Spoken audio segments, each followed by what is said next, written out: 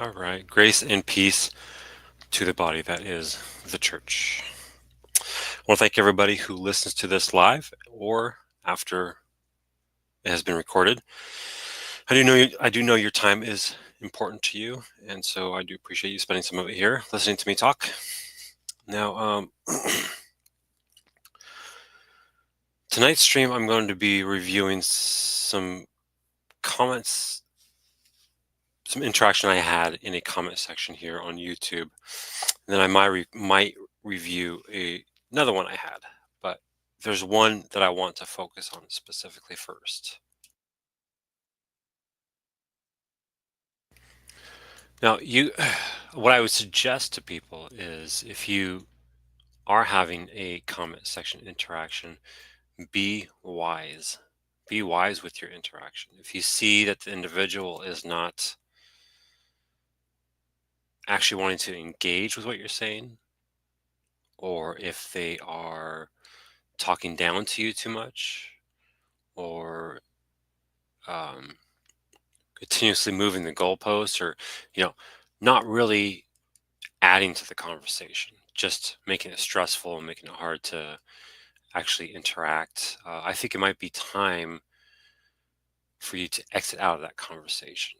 Let them have the last word. It's not that big of a deal. And that's what I did in this interaction I had. Yeah, my interactions on comment sections are definitely very limited. Partly because of this, well, too, is just people just don't want to actually engage with what you're actually saying. So this interaction happened, looks like 3 days ago on this individual's community post. And he was blasting Mr. Davis for a video he had recently, for comments he had on his video. Now, I believe Dr. AD767 made a community post about this, that he got too inflammatory with his language, and others did as well too.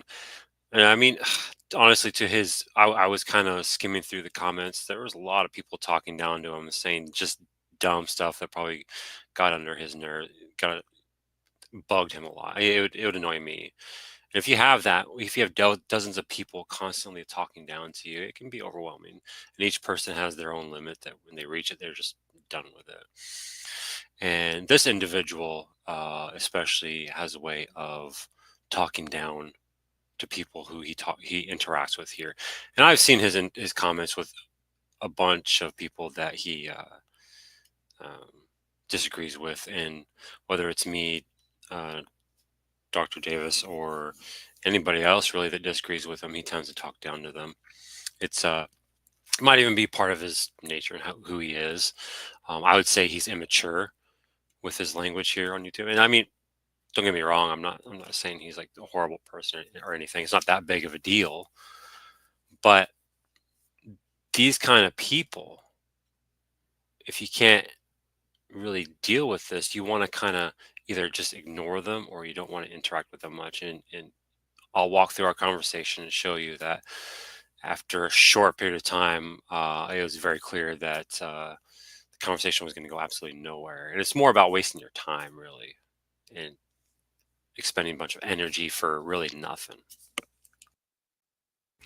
Now, it is easy to talk like this to other people in the comment section, right? Because it's different than voice to voice or face to face. I'm sure this individual here, Fisherman's Corner, would be more or less just respectful, like any other average person would be if you were to talk face to face or voice to voice.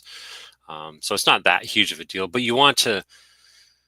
The whole point is you don't want to waste your time on conversations like this too much.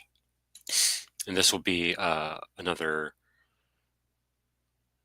learning exercise, I guess you could say, through my interaction. And and I'll point it out to you where it happens. But he tags people, and it's almost like clout, like Kevin Morgan, check this out. I'm putting this work, this SDA work, and boasting to other SDAs, but it's whatever. He says, why do bad people, now he calls Dr. Alan Davis a bad person.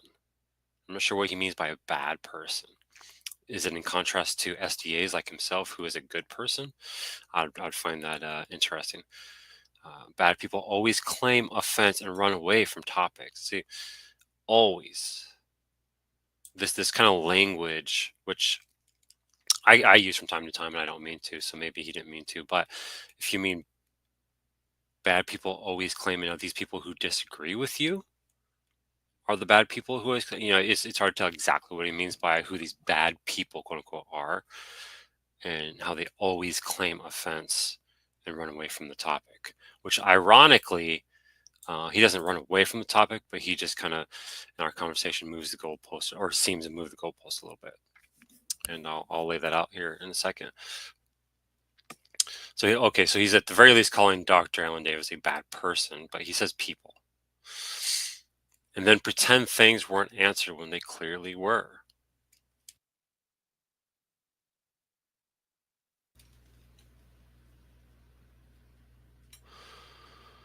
His comment was, anyways, you see how you deflect and claim a fence, and then not try to claim authority. It's so silly. These are classic manipulation techniques, trying to squirm you away.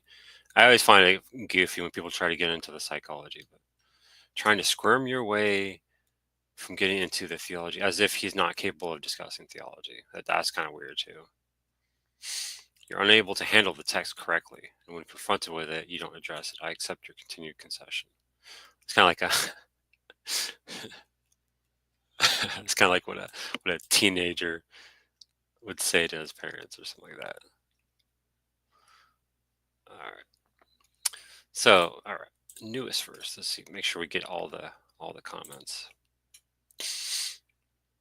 You don't ever see guys like this ever calling out their fellow SDAs when their fellow SDAs behave the way they claim critics do all the time. That's definitely a double standard that I notice, which again is not a big deal to me. It doesn't really matter. I just am pointing that out. But I commented here, and the reason why I commented here is because this individual who did not know me when he commented made a comment about who I am, claiming he followed me for a few years, and him following me was the reason why he became SDA, which was weird because he never commented on a single video I ever had. But he made the comment, and he called me a debate bro, or debate me bro, on a individual's video who we all know, who is actually more of a debate bro than I will ever be. So I found it hilarious that he commented that on a fellow SDA's video who is the debate bro. But yet, because I disagree with Adventism, I'm the debate bro, which is supposed to be a mocking of me for the public to see. So I said, the irony that you are on here, and this is the irony, that you are on here debating more than I, meaning you're on YouTube debating more than I do, which is very true. It's a fact. And I jokingly said, want to discuss Daniel 8. I didn't think he was going to, I thought he was going to just like chuckle at that and then move on. But he said, what is there to discuss about Daniel 8? I then said, Daniel 8 is about Antiochus. Don't dismiss this. Because I believe, I forget exactly, but I think he said, don't dismiss this to somebody else. And so I was being, using his words and being silly. Because I wasn't really taking this too serious at the time. I don't know who this is, but they say Daniel 8 is not about Antiochus. And he says, okay, I'll try not to, but I did have a good giggle when you said that, which is good because I was trying to be funny. That's all I was trying to be with that. I said, then it was worth the comment. And I told this guy, I think it's pretty clear. If it quacks, then it's a duck and not a chicken.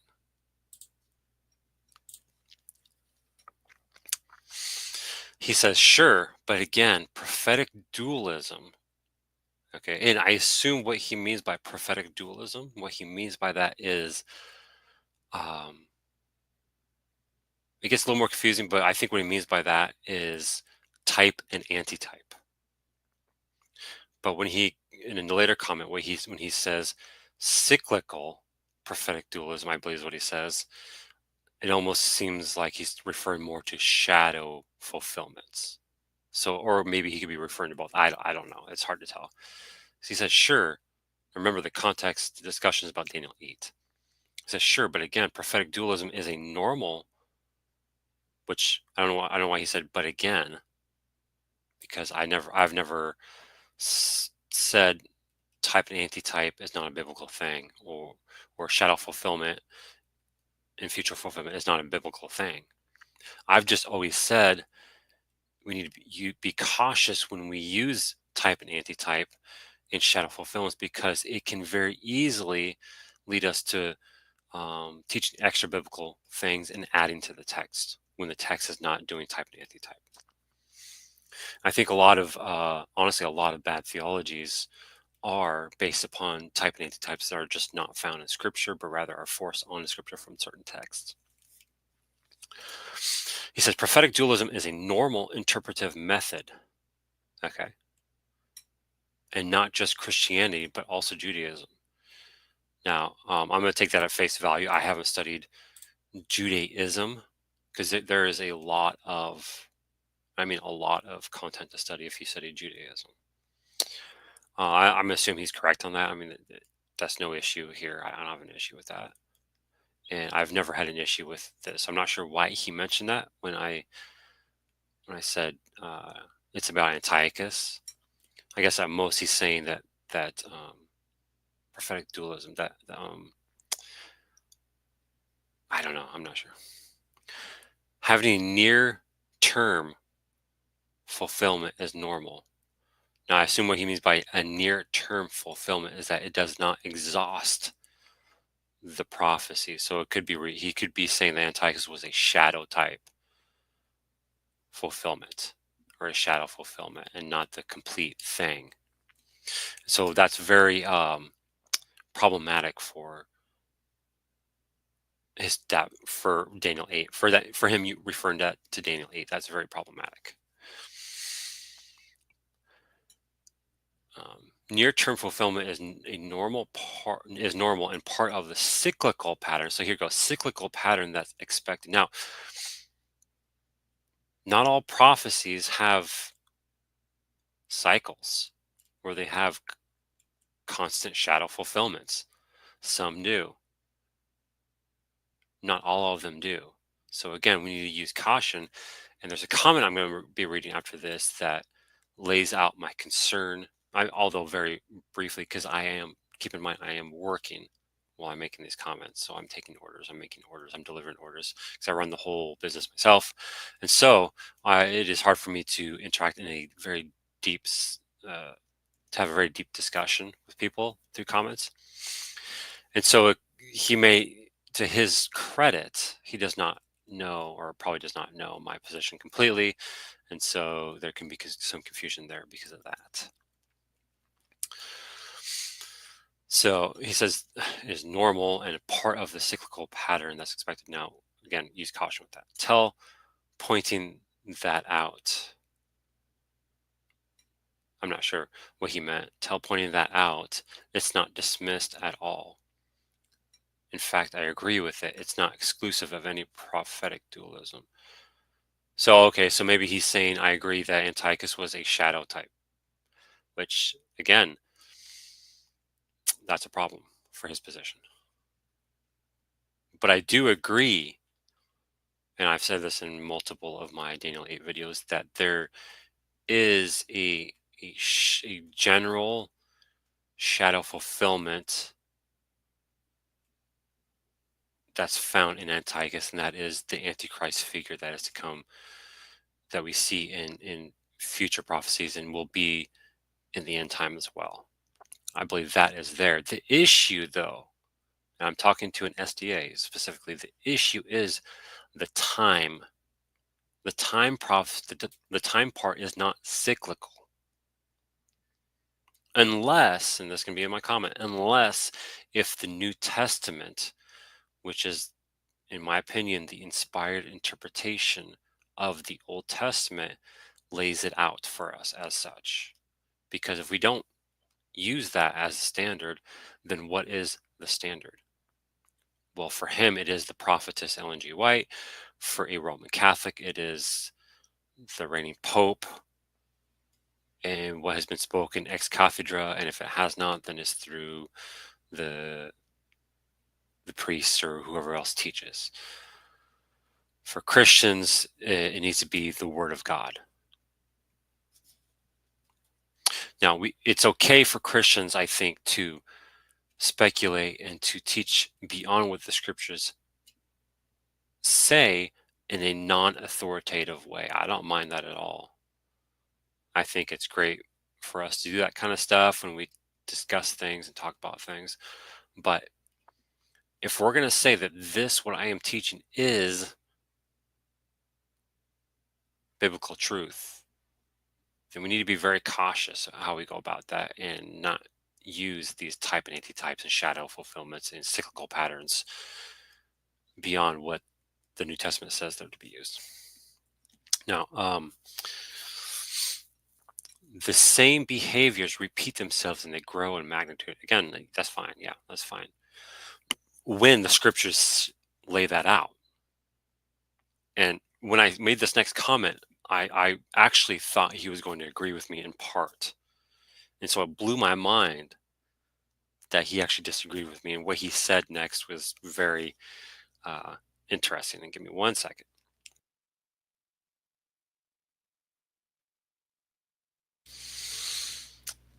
Grace and peace to you, Chris. I pray you and your family are doing well. It's good to see you. I'll go through your comments at the end of this. Okay. So as you can see, I kind of scrolled down. The conversation did not go for too long, and there's a reason for that, and I'll show you. I'll explain why.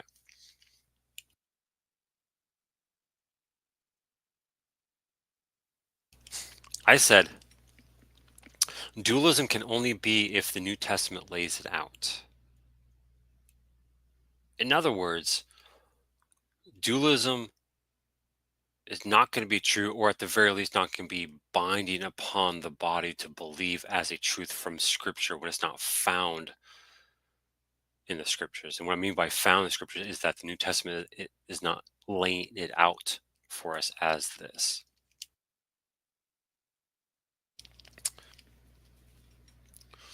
We do not do arbitrary dualism. For the 2300, it is not laid out as such in the New Testament from what I can see. So, in other words, the time prophecy in Daniel 8, which is what we're talking about, is not cyclical, it's not type and antitype, it is not a dual prophecy. There is one time prophecy, 2300, it is never repeated in the New Testament, it's never laid out, unlike the 1260, which is, and other ones. Now, at least at the first sentence, I thought he was going to agree with me. And then possibly the second one, he might. But what he says here was just, it was wild. He says, oh, there's a couple of things wrong with that. I've already shown how the New Testament lays out dualism in Acts 15, pointing to Amos 9. Again, he just proved my point, right? He literally proved my point that the New Testament needs to lay out the dualism. Not in our imaginations, not from the prophetess Ellen G. White or the prophet Joseph Smith, but in the New Testament. And he proved my point exactly right here, which is right there. I'm already reading this and I'm saying, oh, he just wants to argue, it seems. Or he doesn't want to say that I'm correct, whether it's due to pride or conceding with a anti-SDA person. It may not look good or whatever. But he says there's a couple of things wrong with what I said and then goes on to agree with me and prove my point for me. He says, but regardless, that claim is false. So this claim right here is false, and yet he just proved it right here. He says the New Testament isn't the qualifier. No, this is wild. The New Testament isn't the qualifier for prophetic dualism. Well, then I would ask, what exactly is the qualifier? Fisherman's Corner. How do we figure out what is prophetic dualism? Where do we get that from? What prophecies do we know have prophetic dualism? Are you just going to say all of them? I say that's an assumption. He says, not at all. Cyclical prophetic fulfillment is a normal understanding in Judaism. So is he saying that Judaism is this the qualifier? Is he saying that Judaism is the qualifier for prophetic dualism in the New Testament? It almost seems like that's kind of what he's saying, which is fascinating to me.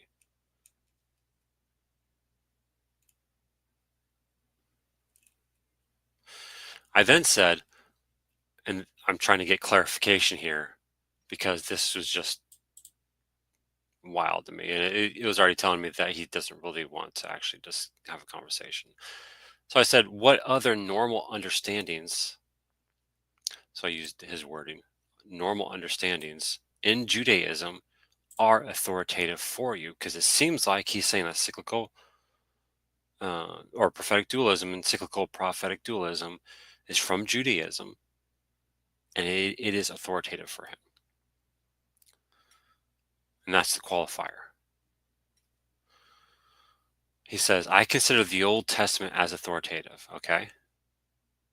And the cyclical nature of events and typology is from the Old Testament. Okay? So, again, see, he's not answering my question. I said, what other normal understandings in Judaism are authoritative for you? Because you already laid out one right here. Because no Christian disagrees that the Old Testament is authoritative. No Christian disagrees that there are that there is prophetic dualism. The SDAs can, not every SDA, but SDA, there are SDAs who can believe that because they have the end time present truth and nobody else does, that those they talk to don't understand these things. The people they talk to don't have understanding because they don't have the present truth or the current light that was given. And so it leads him to say things like what he's been saying to me. But cyclical nature of events and typology is from the Old Testament. Yeah, and the New Testament, which is inspired, it is theopneustos. It is just as authoritative as the Old Testament. And in fact, I would argue that it is the inspired interpretation of the Old Testament. Is where types and antitypes happen. It's not just having one or the other, a type or just an antitype. It's having both the Old Testament and the New Testament. And so I ask, okay, what other normal understandings in Judaism do you hold as authoritative? So in other words, repeating my question because he didn't answer it.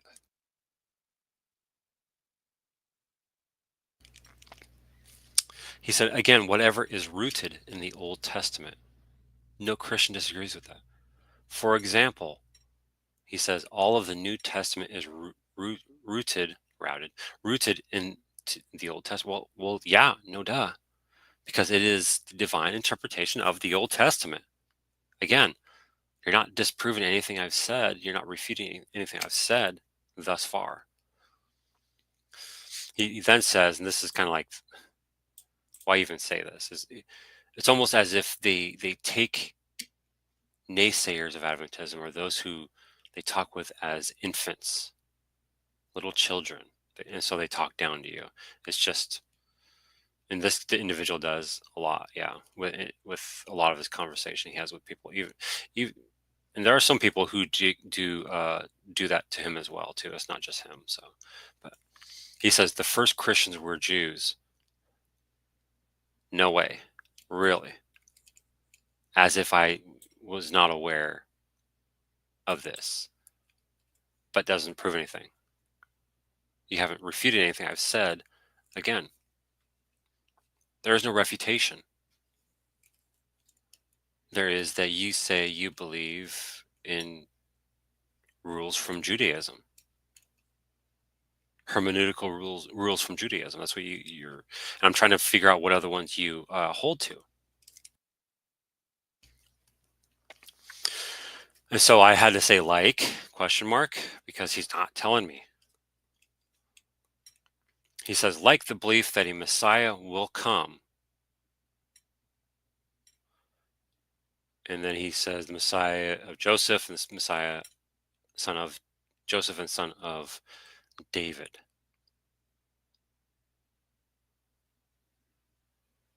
Our Messiah will come twice. He goes, oh my goodness. Kind of being a smart aleck about it. Oh my goodness, that's almost like prophetic dualism, isn't it?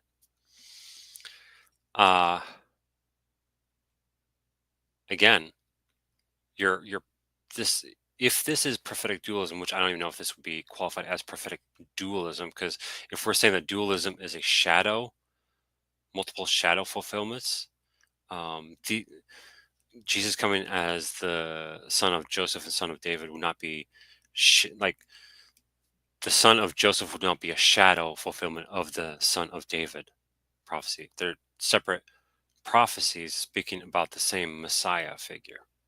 That would not be, I don't think that would be a shadow fulfillment. So I don't think that would qualify it.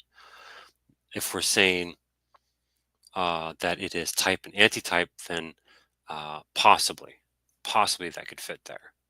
But that would not be the first one I would go to for prophetic dualism. Now, if he means something else by prophetic dualism, or if that word means something else, but I think it means type and antitype, shadow fulfillment, and all that. Then, I mean, that's not really that great of an example, and it doesn't disprove anything. It doesn't disprove my position at all. And in fact, that would just prove what I've said, that the New Testament is the interpretation of the Old Testament, types and antitypes. That is quite literally proof again. So in 2 comments, he proved my position and my comment as true, while in his comment saying that what I said was false. And so at this point right here, I stopped. I'm not going to respond again, because you could tell with the little goofy talking down to you, it's just not going to go anywhere. And there's no point in expending a bunch of energy and getting all riled up, or just getting annoyed after like having a half an hour conversation on the comment section and it going nowhere. There's just no point in that. And so you can kind of, the whole point of this and me showing you guys this is one, if you're going to talk to somebody like this, stay on topic, stay on point. Don't let him divert, because it seems like he diverted, right? Because the conversation was about Daniel 8. He went, instead of trying to prove that Daniel 8, 2300 is a cyclical prophecy, he goes to the Messiah, the coming of the Messiah, as a dual. He doesn't go to Daniel 8 or the 2300 and prove that. So in other words, he's already moved the goalposts. So if you're going to continue in this kind of conversation, you want to stick to the point and stay on point, because they'll lead you down 10 different rabbit holes, and before you know it, you have no idea what you guys are even talking about, and it has nothing to do with the initial topic. But in my opinion, it is clear that he doesn't want to have a meaningful conversation with the individual. He just wants to kind of talk down to you and maybe show off to his SDA buddies or whatever it is who read the comments and say, "Oh man, high five, you did a good job."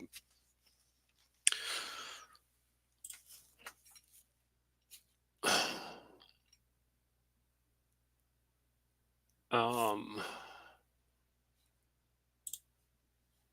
there's more I was going to talk about with this. Uh, you know what? Let me. No, I won't do that. I have a lot of videos on. The only other point I was going to make on this was if you go to Daniel 8 and you read Daniel chapter 8, it's very clear that the 2300 has to do specifically with the activity of the little horn. Now, if that is the case, which I believe it is, and I believe that that is the plain reading of the text, and there is no New Testament repetition of the 2300 like there is of the 1260 and other time prophecies from Daniel, then there's no reason for us to assume that there is a type and antitype or a cyclical pattern to the 2300. And since this individual conceded that, in fact, Antiochus is a shadow type, if that's what he meant by that fulfillment of it, then he concedes that this 2300 was already fulfilled in the past. Now, of course, he would say it differently. He would say that 2300 was fulfilled in 1844, but there is no way of getting around it. If 2300 is not cyclical, then it refers to a specific time in history when the little horn was active. And when he starts the 2300, the little horn is not active. And it has to be the little horn of the third beast system, not the fourth and not the second. So he's in quite the pickle. And I couldn't lay all that out in a comment section. I wouldn't want to anyways. I'd rather just talk about it like I am now here. So, I mean, would I ever talk to this individual in a live conversation? I mean, possibly, if he's respectful, because we want the conversation to benefit people. I mean, it's very easy for us to talk past one another, to talk down to one another, but it doesn't benefit the viewer, right? We want to dig into God's word, and we want to come to his truth and his understanding. And to do that, we have to be respectful to one another and actually have a conversation. If the individual is able to do that, this guy, then maybe possibly would. He said, Fisherman's Corner does not want to have a real conversation. He said I made him. Yeah, he told me the same thing, that I made him an SDA because he'd been following me for 2 years, which I found weird because he never made a single comment on my video, never interacted with me. He claims to want to answer all tough questions, but will not give me an answer to one, then claims it was answered. Yeah, it's easy for guys like that to make those claims on a comment section, which is why I think a voice to voice on a live stream or a face to face interaction is just the best way to have it, because then you can hold him accountable to that and say, okay, well, then if you answered it, can you answer it again, please? If he doesn't answer, you just stay on topic and you make him answer the question.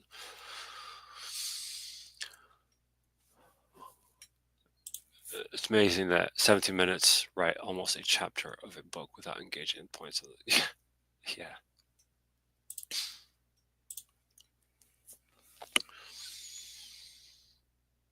Yeah, exactly. Yeah, that's a good point. I find that even on shows, they'll talk crazy like this. What I wish sometimes they do. Yeah, that's true. What I wish we could do is have open panel discussions that are recorded on video plus in an auditorium. Yeah, that'd be nice. I've heard that several times from them. He's claiming the question was never answered, and it was, but they never really addressed it. Yeah, it's easy for them to do that, honestly, in a comment section. That's why I don't engage. But I had to comment on this one because it was just annoying that he's sitting there blasting Dr. Alan Davis for making the comments he did when honestly this individual Fisherman's Corner makes just the same type of inflammatory comments. It's hypocritical. Um, you know what? There was a video I wanted to. Oh man, it's been too long. I think I started listening to an SDA video, and man, this SDA was just on point. Like he's definitely a conservative historical SDA. He was just no holds bar. He wasn't being politically correct about it. He was just laying it out. This is what we believe. These other people are not saved. They need to come to the knowledge of the truth of Adventism. So on. It was amazing. It was really nice and refreshing to listen to an Adventist just say, "Yeah, this is what we believe," and not like be concerned about uh, rubbing people the wrong way or trying to hide some of it or something like that. I'll find it one day and I'll review it. Actually, I had another, and this is when you want to have a. This is an example of when you want to have a um, comment section interaction. If you have time to do that, is with a something like this.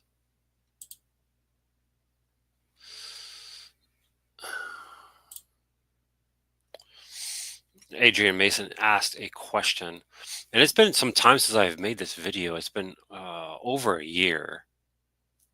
Stream February 2023. Yeah, wow, it's almost coming on 2 years, so it's been quite some time. And again, this is happening when I am working and getting busy, and so I'm not able to fully interact and make all the points I want to make. But he says, if we use Hebrews 11 to refute any eternal life before Christ, what do we do with Elijah and Enoch? Hebrews 11:5. By faith, Enoch was taken up so that he did not see death, and he was not to be found because God took him up. For before his removal, he had been commended as having pleased God. Now,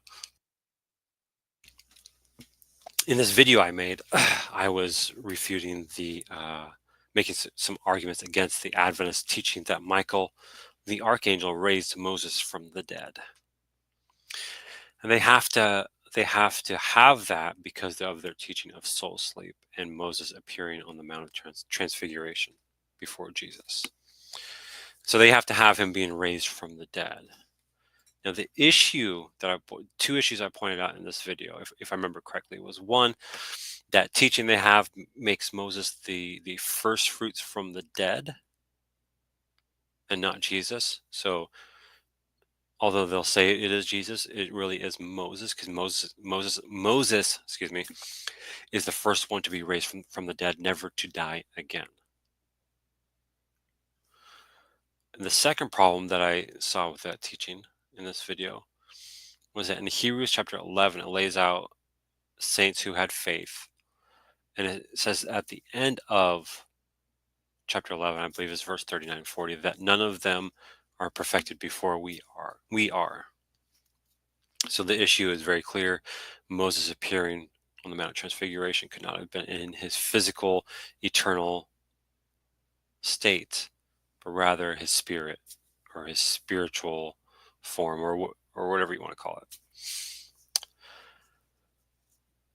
And Adrian brought this point up because it says that Enoch did not see death. Now, the conversation was nice. It was respectful. We talked back and forth. You know, we were not even really disagreeing, but I shared a link with him right here. And this person takes the position that Enoch and Elijah actually did die. And they lay it out. And there's some compelling information there, I think, and there's some that is not as good. And one of the points that he brought out was one of the points in the article that wasn't that great of a point, but and it had to do with John chapter 3 verse 13, and that's what most of the conversation was about. But if you read over this conversation, you see this is a fruitful conversation, and we ended on good terms. He says thank you for the where am I? I said, thank you for this great chat. I can see I don't know enough about life after death, which neither do I. It says, P.S. What do you mean by that? Which is, I lean more towards life after death. Conscious spirit in heaven awaiting physical resurrection. I said, I enjoyed it as well. I'm at work, so I'm sure not all of the things got addressed. I said, anytime, just comment and I'll try to, obviously, I'll try to interact with it. And I said, life after death, meaning our spirit lives on and has consciousness, whether in a compartment in Hades or in heaven. But you can see that if you read through this, you can juxtapose the two conversations. One, you can tell right away that it's going to be a good conversation. So you have that conversation and it's fruitful. The other one, you probably don't want to have it at all. But if you do, you want to make it short and abrupt and to the point and be done with it. But even what I want to say with this is, even if there is an exception of Enoch and Elijah, even if that is absolutely true, they didn't die, they went to heaven physically, have eternal physical life, that still does not negate the arguments in my video against the Adventist position. Why? Because neither of them died, right? So Jesus being the first fruits is first fruits from the dead. And with the SDA teaching about Moses, it makes him the first fruits from the dead. And so the Elijah and Enoch not seeing death would not be a argument. And I have actually had an SDA make this argument against me in the past, saying, well, Enoch and Elijah didn't see death. But it's not a refutation of my argument. It actually doesn't address the argument at all.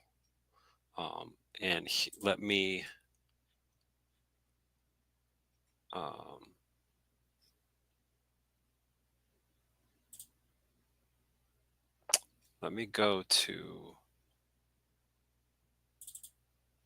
Hebrews chapter 11. I'll throw this on the screen. And I think I'll probably end after this point. 60%.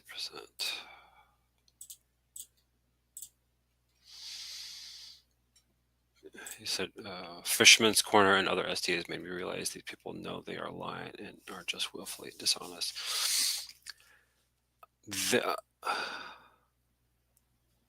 I wouldn't say all SDAs, because I interact with them on the daily, and there definitely are those. Don't get me wrong, there definitely are those. There are some that are, and I deal with these as well. There are some that are so, they were born in the system.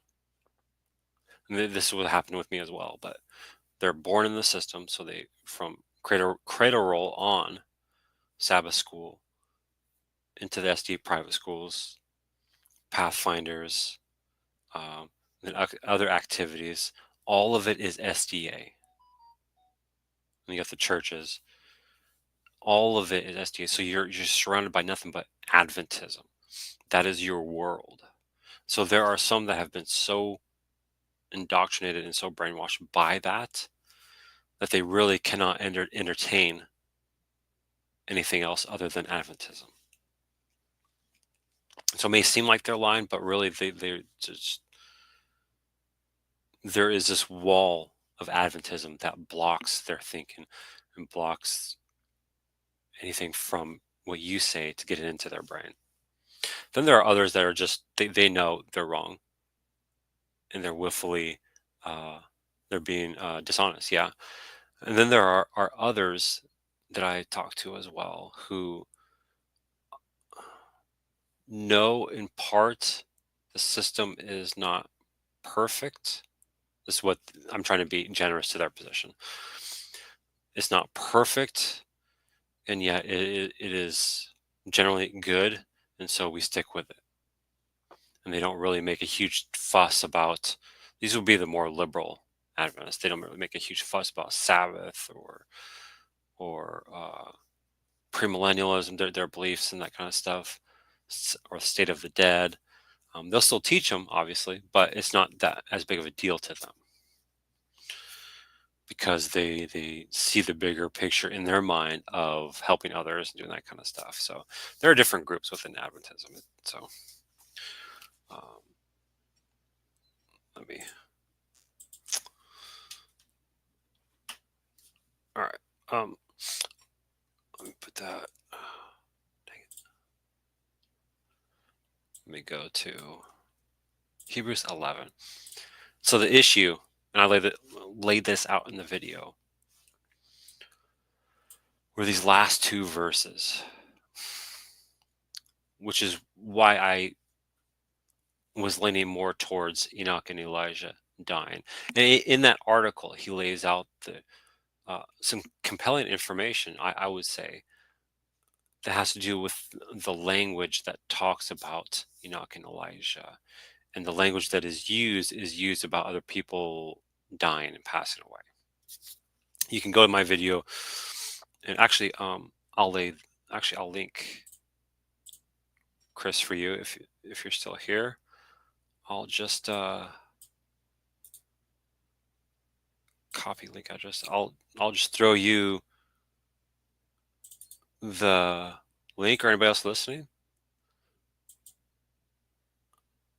I think that's it. Wow, that's a long link. What the heck?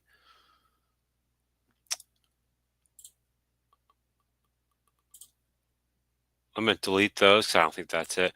Let me go to the actual website, and I'll share the link with you guys if you guys are interested in reading this article. I thought it was pretty good. Grace and peace to you, Rudy. I'm glad you're here. I pray you and your family are doing well. So that's the article that I shared with Adrian.